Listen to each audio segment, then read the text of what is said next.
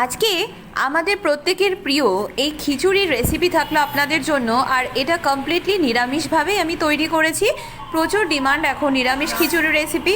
আমাকে ফেসবুকেও অনেকে কমেন্ট করেছিলেন, তো আমি বলেছিলাম যে আমি যতটুকু পারবো চেষ্টা করব নিরামিষ কিছু ডিশ আপনাদের দেখানোর জন্য।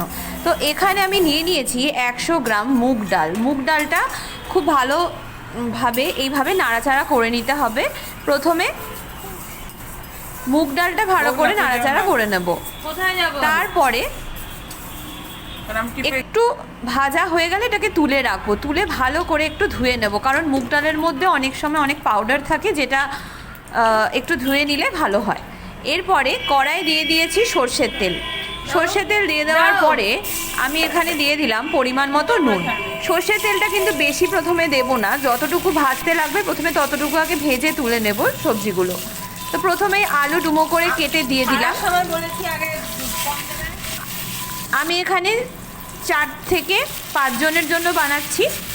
আপনাদের বাড়িতে যেরকম মেম্বার সেই অনুযায়ী কম বেশি পরিমাণ করতে পারেন।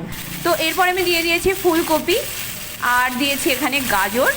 এরপরে দিয়ে দিলাম সামান্য পরিমাণে নুন আর হলুদ দিয়ে এটাকে লাল করে ভাজতে হবে। আর এখানে আমি নিয়েছি শুধু আদা, 1 ইঞ্চি টুকরো আদা নিয়েছি, 4 থেকে 5টা। ব্যাস এইটাই হচ্ছে বাটা মশলা হিসাবে আমি দেব।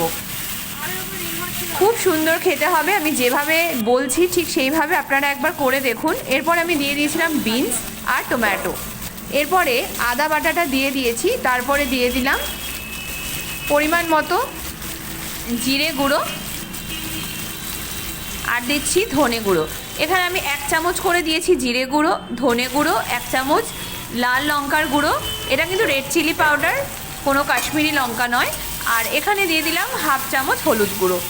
ভালো করে সমস্ত মশলাটা দিয়ে আলু, ফুলকপি, গাজর, বিনস, টমেটো এটা কষিয়ে নিতে হবে।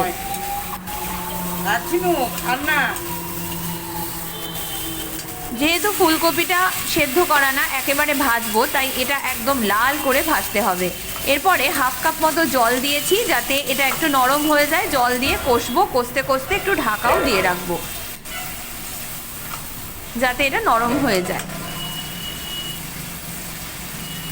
যেভাবে আজকে আমি খিচুড়িটা দেখাচ্ছি এভাবে একবার বাড়িতে করে দেখুন। আর যে কোয়ান্টিটিটা আমি বলতে চাইছিলাম একটু আগে, যে 100 গ্রাম নেব হচ্ছে মুগ ডাল আর 200 গ্রাম নেব হচ্ছে চাল। ব্যাস এইটা আমার মোটামুটি কষানো হয়ে গেছে। ঢেকে ঢেকে আমি এটাকে পুরোপুরি কষিয়ে নিয়ে সাইড করে রেখে দিলাম। তারপরে এখানে আমি জল গরম করতে দিয়েছিলাম, ভাতের জল, যেরকম আমরা ভাত করি ঠিক সেইভাবে। তো প্রথমেই গরম জলের মধ্যে আমি দিয়ে দিয়েছি ধুয়ে রাখা মুগ ডাল আর চাল। চাল দিয়েছি, আবারও বলে দিই, 200 গ্রাম চাল আর 100 গ্রাম হচ্ছে মুগ ডাল। ভালো করে ধুয়ে নিয়ে এটাকে দিয়ে দিলাম। তারপরে ভেজে রাখা, যেটা আমি আলু ফুলকপি ভেজে রেখেছিলাম, সেটা দিলাম। আর তার সাথে আমি দিয়ে দিলাম হচ্ছে কুচনো লঙ্কা।